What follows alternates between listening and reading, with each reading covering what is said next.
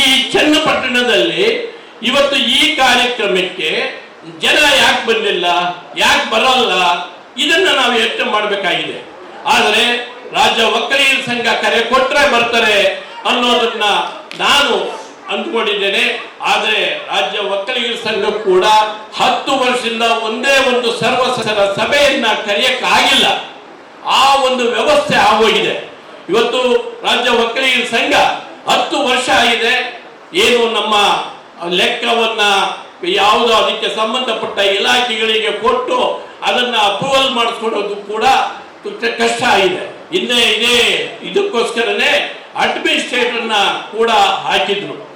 ಹಿಂದೆ ಏನು ಒಂದು 5 ವರ್ಷದಲ್ಲಿ ನಾವು ಈಗ ಇನ್ನೊಬ್ರು ಹೇಳಿದ್ರು, ಇಲ್ಲಿ ಈ ಒಂದು ತಾಲೂಕಿನಲ್ಲೂ ಕೂಡ ಒಂದು ಹಾಸ್ಟೆಲ್ನ ಮಾಡಿದಿರಿ. ಅದು ಎಲ್ಲವೂ ಕೂಡ ಸಿದ್ಧವಾಗಿದೆ. ವಿದ್ಯಾರ್ಥಿನಿಯರನ್ನ ನಾಳೆನೇ ಸೇರಿಸಿ ಅಲ್ಲಿ ಊಟದ ವ್ಯವಸ್ಥೆ, ಅವರು ಯಾವ್ಯಾವ ಕಾಲೇಜ್ ಹೋಗ್ತಾರೆ, ಏನ್ ಮಾಡ್ತಾರೆ ಅನ್ನೋದಕ್ಕೆ ಎಲ್ಲ ರೀತಿಯ ವ್ಯವಸ್ಥೆಗಳು ಇದೆ. ಅದನ್ನ ಪ್ರಾರಂಭ ಮಾಡ್ತೀವಿ. ಅದನ್ನ ಪ್ರಾರಂಭ ಮಾಡಬೇಕಾದ್ರೂ ಕೂಡ ನಾವು ಇನ್ನೂ ಕೂಡ ಯೋಚನೆ ಮಾಡಿ ಮೀನಾಮೇಷ ಎಣಿಸ್ತಾ ಇದ್ದೀವಿ. ಏನಕ್ಕೆ ನಾನು ಮೊದಲು ಮಾಡಿ ಈಗ ಆ ಕೆಲಸ ಮಾಡಕ್ ಆಗ್ತಾ ಇಲ್ಲ. ಯಾಕೆ? ನಾವು ಇಡೀ ರಾಜ್ಯದ ಒಕ್ಕಲಿಗರನ್ನ ಒಗ್ಗೂಡಿಸ್ಬೇಕು, ಒಗ್ಗಟ್ಟು ಮಾಡಬೇಕು, ಸಂಘಟನೆ ಮಾಡಬೇಕು ಅಂತ ಇವತ್ತು ನಾವಿಲ್ಲಿ ಭಾಷಣ ಮಾಡ್ತೀರಿ. ಆದ್ರೆ ನಾವು 35 ಜನನೂ ಕೂಡ ಒಕ್ಕಲಿಗರೆ. ಅಲ್ಲಿರ್ತಕ್ಕಂಥ ಒಕ್ಕಲಿಗರು 35 ಜನನೇ ನಾವು ಒಗ್ಗಟ್ಟಾಗಲ್ಲ. ಏನಾದ್ರೂ ಒಂದು ಒಳ್ಳೆ ಕೆಲಸ ಮಾಡಬೇಕು ಅಂದಾಗ ಎಲ್ಲರೂ ಕೈ ಜೋಡಿಸಿ ಎಲ್ಲರೂ ಸಹಕಾರ ಕೊಟ್ಟಾಗ ಮಾತ್ರ ಕೆಲಸಗಳಾಗ್ತದೆ. ನೀವು ಎಲ್ಲಾದ್ರೂ ಒಕ್ಕಲಿಗರ ಸಂಘಕ್ಕೆ ಜಾಗ ಕೊಡಿಸೋದಾದ್ರೆ ಎಲ್ಲಿದೆಯೋ ನಮಗೆ ಅನುಕೂಲ ಆಗುವಂತ ಜಾಗಗಳಿದ್ರೆ ನೀವು ದಯವಿಟ್ಟು ನಮಗೆ ತಿಳಿಸಿ ಅಂತ 35 ಜನಕ್ಕೂ ಹೇಳಿದ್ದೀನಿ. ಬಂದಂತವ್ರು ಎಲ್ರಿಗೂ ಹೇಳ್ತಾ ಇದ್ದೀನಿ. ಇವತ್ತು ಆ ಹಣನ ಹಾಗೆ ಇಡೋದು ಬೇಡ, ಎಲ್ಲಾದ್ರೂ ಆಸ್ತಿಗಳನ್ನ ತೆಗೆಯೋಣ. ಆಸ್ತಿಗಳನ್ನು ತೆಗೆದು ಬಿಟ್ರೆ ಮುಂದೆ ನಮ್ಮವರು ಯಾರೋ ಬಂದವರು ಅವರಿಗೆ ಮುಂದಿನ ಪೀಳಿಗೆಗೆ ಅನುಕೂಲ ಆಗ್ತದೆ ಅಂತೇಳಿ ಈಗಾಗಲೇ ನಾನು ಅದನ್ನ ಅನೌನ್ಸ್ ಮಾಡಿದ್ದೀನಿ. ಈಗ ನಾವು ನಮ್ಮ ಸ್ವಾಮೀಜಿಯವರು ಅವಾಗಲೇ ನನಗೆ ಹೇಳಿದರು, ನೀವು ಇನ್ನೊಂದು ಮೆಡಿಕಲ್ ಕಾಲೇಜ್ ಮಾಡಿ, ಇನ್ನೊಂದು ಇಂಜಿನಿಯರ್ ಕಾಲೇಜ್ ಮಾಡಿ. ನಮ್ಮ ಕೆಂಗೇರಿ ಸ್ವಾಮೀಜಿಯವರು ಕೂಡ ಹೇಳಿದ್ರು, ನಾನೇ ಜಾಗ ಕೊಡ್ತೀನಿ, ನೀವು ಇಂಜಿನಿಯರ್ ಕಾಲೇಜ್ ಮಾಡಿ ಬನ್ನಿ ನಮ್ಮ ಮಠದಲ್ಲಿ. ನೀವು ಈಗಾಗಲೇ ಕಟ್ಟಡ ರೆಡಿ ಆಗಿದೆ, ಆ ಕಟ್ಟಡವನ್ನ ಉಪಯೋಗಿಸ್ಕೊಳ್ಳಿ ಅಂತೀವಿ. ಆದರೆ ಅದನ್ನ ನಾನು ನಮ್ಮ ಮೀಟಿಂಗ್ ಅಲ್ಲಿ ಇಟ್ಟು ಚರ್ಚೆ ಮಾಡಿ ಅದನ್ನು ಕೂಡ ಮಾಡ್ತೀವಿ. ಹಿಂದೆ ಒಕ್ಕಲಿಗರ ಸಂಘ ನಮ್ಮ ಏನು ಮಠ ಇದೆಯಲ್ಲ, ಆದಿಚುಂಚನಗಿರಿ ಮಠ, ಸುಮಾರು ರಾಜ್ಯದಲ್ಲಿ ರಾಷ್ಟ್ರದಲ್ಲಿ ಎಲ್ಲ ಕಡೆ ಅವರ ಒಂದು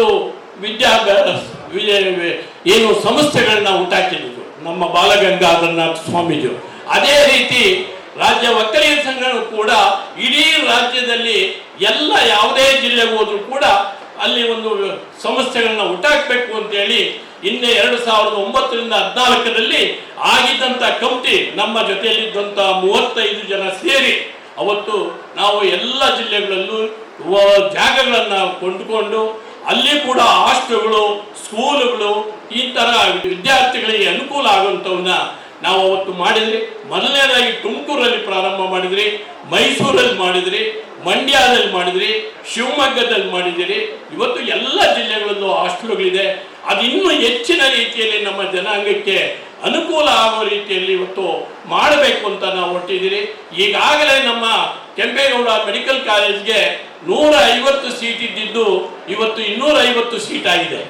ಆದರೆ ಅಲ್ಲಿಗೆ ಬರ್ತಕ್ಕಂಥ ರೋಗಿಗಳಿಗೆ ನಾನೇ ಅವತ್ತು ಈ ಏನು ಸದಸ್ಯತ್ವವನ್ನು ನಾನು ಕೊಟ್ಟರೆ ಅದರಲ್ಲಿ ಬರ್ತಕ್ಕಂಥ ಹಣನ ಮುಂದೆ ಬರ್ತಕ್ಕಂಥವ್ರು ಯಾರೂ ಕೂಡ ಹಣನ ಮುಟ್ಟಬಾರದು ಅಂತೇಳಿ ನಾನು ಒಂದು ಸಭೆಯಲ್ಲಿ ಅದನ್ನ ಒಂದು ಅಮೆಂಡ್ ಮಾಡಿಸಿ FD ಮಾಡಿಸಿ ಅದರಲ್ಲಿ ಬರ್ತಕ್ಕಂಥ ಹಣ ವಿದ್ಯಾರ್ಥಿನಿಯರ ಹಾಸ್ಟೆಲ್ಗಳಿಗೆ ಉಚಿತವಾಗಿ ಊಟ ಕೊಡಬೇಕು. ಮತ್ತೆ ನಮ್ಮ ಆಸ್ಪತ್ರೆಗೆ ಬಂದಂತ ರೋಗಿಗಳಿಗೆ ಯಾರು ಏನು ಮೆಂಬರ್ಶಿಪ್ ಆಗಿರ್ತಾರೋ ಪಡೆದಿರ್ತಾರೋ ಅಂತವರು ಒಳ ರೋಗಿಗಳಾದ್ರೆ ಅವರಿಗೆ 25% ಡಿಸ್ಕೌಂಟ್ ಕೊಡಬೇಕು ಅಂತೇಳಿ ಆಗ ನಾವು ಮಾಡಿದಂತ ಈ ಪದ್ಧತಿ ಈಗೂ ಕೂಡ ಮುಂದುವರಿತಾ ಇದೆ. ಅದನ್ನು ಕೂಡ ಇನ್ನ ಹೆಚ್ಚಿನ ಸೌಲಭ್ಯಗಳು ದೊರಕೋ ರೀತಿ ಅದರಲ್ಲಿ ಏನು ನಾವು ಇವತ್ತು ಸಂಪಾದನೆ ಮಾಡಿ ಯಾವ ನಿರ್ದೇಶಕರಾಗಲಿ ಯಾವ ಅಧ್ಯಕ್ಷರಾಗಲಿ ತಗೊಂಡೋಗೋದಂತ ನಮ್ಮ ಜನಾಂಗಕ್ಕೆ ಅನುಕೂಲ ಆಗುವಂತ ಕೆಲಸಗಳು ಮಾಡಬೇಕು. ಆಮೇಲೆ ನಮ್ಮ ನಮ್ಮ ಮಾಜಿ ಮುಖ್ಯಮಂತ್ರಿ ಆಗಿದ್ದಂಥ ದಿವಂಗತ ಗುಂಡೂರಾವ್ ಅವರು ಆ ಬನಶಂಕರಿಯಲ್ಲಿ ಮೆಡಿಕಲ್ ಕಾಲೇಜ್ ಕೊಟ್ಟಿದ್ದಂಥ ಜಾಗ 8 ಎಕರೆ 8 ಗುಂಟೆ, ಅದು 30 ವರ್ಷಗಳ ಅವಧಿಗೆ ಲೀಸ್ ಕೊಟ್ಟಿದ್ರು.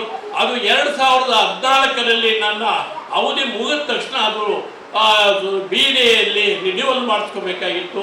ಅದು ಮಾಡಿಸ್ತೇನೆ ಅವತ್ತು 38 ಕೋಟಿ ಕಟ್ಟಬೇಕಾಗಿತ್ತು, ಇವತ್ತು 125 ಕೋಟಿ ಕಟ್ಟಬೇಕಂತ ಬಂದಿದೆ. ಅದಕ್ಕೋಸ್ಕರ ಅದನ್ನು ಏನಾದರೂ ಮಾಡಿ ನಮ್ಮ DCM ಸಾಹೇಬರು DK ಶಿವಕುಮಾರ್ ಅವರು ನನಗೆ ಒಂದು ಮಾತನ್ನು ಕೊಟ್ಟಿದ್ದಾರೆ. ನಾನು ಇಂಟ್ರೆಸ್ಟನ್ನು ವೇವ್ ಮಾಡಿಸ್ಕೊಟ್ಟೇ ಕೊಡ್ತೀನಿ, ಇದು ನಮ್ಮ ಸಂಸ್ಥೆ, ನಮ್ಮ ಜನಾಂಗದ್ದು, ನೀವೇನು ವರಿ ಮಾಡಬೇಡಿ ಅಂತ ಹೇಳ್ತಾ ಇದ್ದಾರೆ.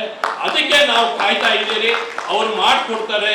ಅದನ್ನು 38 ಕೋಟಿ ಕೊಟ್ಟು ಇನ್ನೂ 30 ವರ್ಷಗಳ ಅವಧಿ ಮುಂದುವರಿಸ್ಕೊಳ್ಳೋದಕ್ಕೆ ಹೋಗೋದಕ್ಕೂ ಕೇಳಿದ್ದೀರಿ. ಮತ್ತೆ ಇಲ್ಲ ಅಂದರೆ ಆ ಆಸ್ತಿನ ಒಕ್ಕಲಿಗರ ಸಂಘಕ್ಕೆ ಕೊಟ್ಟುಬಿಡಿ, ಅದಕ್ಕೆ ನೀವು ಏನು ಪ್ರೈಸ್ ಫಿಕ್ಸ್ ಮಾಡ್ತೀರೋ ಒಂದು ಸರ್ಕಾರದ ಒಂದು ಪ್ರಯೋಜನ ಕೊಟ್ಟು ನಮಗೆ ಕೊಟ್ಟುಬಿಡಿ. ಮುಂದಿನ ದಿನಗಳಲ್ಲಿ ಈ ರೀತಿ ರಿನ್ಯೂವಲ್ ಮಾಡಿಸ್ಕೊಂಡು ಹೋಗೋಕ್ಕೆ ತುಂಬ ಕಷ್ಟ ಆಗ್ತದೆ ಅಂತಲೂ ಅದನ್ನು ಒಂದು ಮನವಿ ಕೊಟ್ಟಿದ್ದೀರಿ. ಅವರು ಯಾವ ರೀತಿ ಮಾಡಿಕೊಡ್ತಾರೋ ಅದನ್ನು ಒಂದು ಮಾಡಿಸುವಂಥದ್ದು. ಮತ್ತು ಈ 10 ವರ್ಷದಿಂದ ನಮ್ಮಲ್ಲಿ ಸದಸ್ಯರಾಗಿ ನಾವು ಯಾವುದೇ ಒಂದು ಲೆಕ್ಕ ಪತ್ರಗಳನ್ನು ಕೊಡದೆ ಒಂದು ರೀತಿಯಲ್ಲಿ ಇವತ್ತು ಅದನ್ನು ಅಡ್ಮಿನಿಸ್ಟ್ರೇಟರ್ ಹಾಕಿದ್ದಂಥ ವ್ಯವಸ್ಥೆ ಇತ್ತು. ಅದನ್ನು ಕೂಡ ಸರಿಪಡಿಸಿ ಈಗ ನಿಮ್ಮನ್ನೆಲ್ಲರೂ ಕೂಡ ಸರ್ವ ಸದಸ್ಯರ ಸಭೆಯನ್ನು ಕರೆದು ನಿಮ್ಮೆಲ್ಲರ ಜೊತೆಗೆ ಚರ್ಚೆ ಮಾಡಿ ಆ ಸರ್ವ ಸದಸ್ಯರ ಸಭೆಯನ್ನು ಮಾಡಿ ಆ ಒಂದು ಬೈಲಾ ತಿದ್ದುಪಡಿ ಮಾಡಿ. ಆಗಲೇ ರವಿಕುಮಾರ್ ಅವರು ಹೇಳಿದರು, ಹೆಣ್ಣು ಮಕ್ಕಳಿಗೂ ಕೂಡ ನೀವು ಅವಕಾಶ ಮಾಡಿಕೊಡಿ ಅಂತೇಳಿ. ಖಂಡಿತವಾಗೂ ಮಾಡಿಕೊಡ್ಬೇಕು. ಅದನ್ನು ಬೈಲಾದಲ್ಲಿ ತಿದ್ದುಪಡಿ ತರ್ತೀರಿ. ಮತ್ತೆ 35 ಜನ ಏನು ಇವತ್ತು ನಾವಿದ್ದೀರೋ ಅದನ್ನು ಕೂಡ 35ರಿಂದ ಸ್ವಲ್ಪ ನಮಗೆ ಸಭೆಗಳು ಮಾಡೋದಕ್ಕೆ ತುಂಬ ಕಷ್ಟ ಆಗ್ತಾ ಇದೆ. ಅದನ್ನು 20-25ಕ್ಕೂ ಮಾಡಿ ಮುಂದಿನ ದಿನಗಳಲ್ಲಿ, ಯಾಕೆ ಅಂದರೆ ಆಗಾಗ ಬಂದಂಥವರು ಯಾವ್ಯಾವ ರೀತಿ ನಡ್ಕೊತಾರೋ, ಯಾರ್ಯಾರು ಯಾವುದಕ್ಕೆ ಆಸೆ ಪಡ್ತಾರೋ, ಆದರೆ ಯಾರೇ ಏನೇ ಆದರೂ ಕೂಡ ನನ್ನ ಆಸೆ, ನಮ್ಮ ಗುರೂಜಿಗಳ ಆಸೆ, ಎಲ್ಲರ ಆಸೆ ಏನಂದರೆ ಈ ಸೂರ್ಯ ಚಂದ್ರ ಇರೋವರೆಗೂ ರಾಜ್ಯ ಒಕ್ಕಲಿಗರ ಸಂಘ ಇದೇ ರೀತಿ ಇರಬೇಕು ಅನ್ನೋದು ಎಲ್ಲರ ಮನಸ್ಸಲ್ಲಿದೆ. ಅದಕ್ಕೋಸ್ಕರ ಏನೇನು ಮಾಡಬೇಕೋ, ನಾನು ಏನು ಮಾಡ್ತೀನೋ ಏನು ಬಿಡ್ತೀನೋ ನನ್ನ ಅವಧಿಯಲ್ಲಿ ನಾವು ಅದನ್ನಂತೂ ಬೈಲಾ ತಿದ್ದುಪಡಿ ತಂದು ಅದನ್ನು ಭದ್ರವಾಗಿ ಯಾರೇ ಬಂದರೂ ಏನೇ ಮಾಡಿದ್ರು ಆ ಸಂಘ ಹಂಗೆ ನಡ್ಕೊಂಡು ಹೋಗಬೇಕು, ಒಳ್ಳೆ ರೀತಿಯಲ್ಲಿ ಆಗಬೇಕು, ನಮ್ಮ ಜನಾಂಗಕ್ಕೆ ಅನುಕೂಲ ಆಗಬೇಕು ಅನ್ನೋ ಒಂದು ದೃಷ್ಟಿ ನನ್ನ ಮನಸ್ಸಲ್ಲಿದೆ. ನಾನು ಅದನ್ನು ಎಲ್ಲೂ ಯಾರಿಗೂ ಹೇಳ್ಕೊಳ್ತಾ ಇಲ್ಲ. ಯಾಕೆಂದರೆ ಹಿಂದೆ ನನ್ನ ಶಕ್ತಿಯನ್ನು ಸ್ವಾಮೀಜಿಗಳು ಎಲ್ಲರೂ ಕೂಡ ನೋಡಿದ್ದಾರೆ. ಒಂದು ಮಾತು, ಈಗ ಆನ್ಲೈನಲ್ಲಿ ಮೆಂಬರ್ಶಿಪ್ ಮಾಡಿ ಭಾಳ ವರ್ಷಗಳೇ ಆಗಿದೆ. ತುಂಬ ಜನ ಅದನ್ನು ಕಾಯ್ತಿದ್ದಾರೆ. ದಯವಿಟ್ಟು ಅದಕ್ಕೆ ಏನಾದ್ರೂ ಒಂದು ಟೈಮ್ ಬಾಂಡ್ ಒಳಗಡೆ ಕ್ಲಿಯರ್ ಮಾಡಿಕೊಡಿ. ಈಗಾಗಲೇ ಕೊಡ್ತಾ ಇದ್ದಿಲ್ಲಲ್ಲ? ಇಲ್ಲ, ಯಾರು ತುಂಬ ದಿನ ಆಗಿದೆ, ತುಂಬ ಜನಗಳು ನಮ್ಗೆ ಹೇಳಿದ್ದಾರೆ. ದಯವಿಟ್ಟು ಅದನ್ನು ಒಂದು ಕ್ಲಿಯರ್ ಮಾಡಿ. ಆ ಥರ ಏನಾದರೂ ತೊಡಕುಗಳಿದ್ದು ನಿಮಗೆ ಏನು ಸಿಗಲಿಲ್ಲ, ಗೊತ್ತಾಗಲಿಲ್ಲ ಅಂದರೆ ನೇರವಾಗಿ ನಮ್ಮ ಆಫೀಸ್ ಬಾಗಿಲು ಯಾವಾಗಲೂ ತೆಗೆದಿರ್ತದೆ. ನೀವು ಯಾವಾಗ ಬೇಕಾದರೂ ಬನ್ನಿ. ಅದನ್ನು ಏನು ನಿಮಗೆ ತೊಂದರೆ ಇರ್ತದೋ ಅದನ್ನು ಸರಿಪಡಿಸೋದಕ್ಕೆ ನಾನು ಸದಾ ಸಿದ್ಧನಾಗಿದ್ದೇನೆ ಅಂತ ಈ ಸಂದರ್ಭದಲ್ಲಿ ಹೇಳ್ತಾ